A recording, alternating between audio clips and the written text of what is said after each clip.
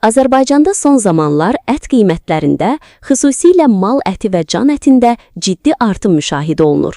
Bir çox vətəndaş bunu narahatlıqla izləyir. Bu barədə Azərbaycan Qiymətləndiricilər Cəmiyyətinin sədri Vüqar Oruç Yeni Sabah qəzetinə geniş açıqlama verib.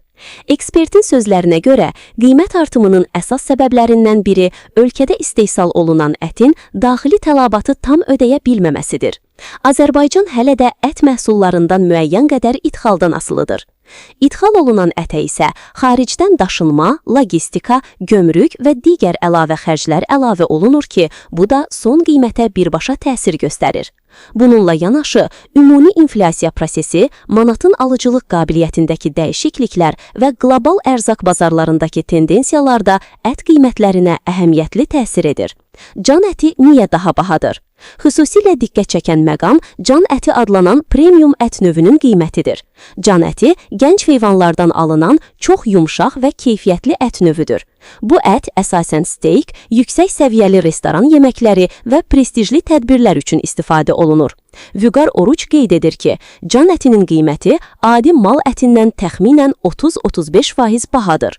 Son 5 ildə bu növ ətin qiyməti orta hesabla 60-65% artıb.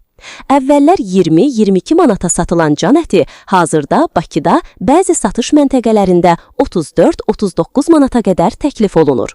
Bu ətə geniş kütləvi tələbat olmasa da, restoran şəbəkələri, otellər, dövlət və özəl qurumların təşkil etdiyi yüksək səviyyəli tədbirlərdə sabit və ciddi tələbat mövcuddur.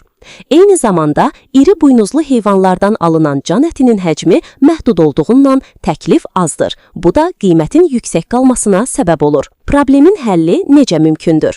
Vüqar Orucun fikrincə, bu vəziyyətin uzun müddətli həlli yerli heyvandarlığın inkişafındadır. Ölkədə xüsusilə işğaldan azad olunmuş ərazilərdə heyvandarlıq üçün böyük potensial var. Dövlət proqramları çərçivəsində bu sahəyə daha çox dəstək verilsə, subsidiyalar artırılsa və müasir texnologiyalar tətbiq olunsa, Azərbaycan zamanla daxili tələbatı özü ödəyə biləcək səviyyəyə çata bilər. Bu, həm qiymətlərin stabilləşməsinə, həm də ərzaq təhlükəsizliyimizin daha da güclənməsinə kömək edər.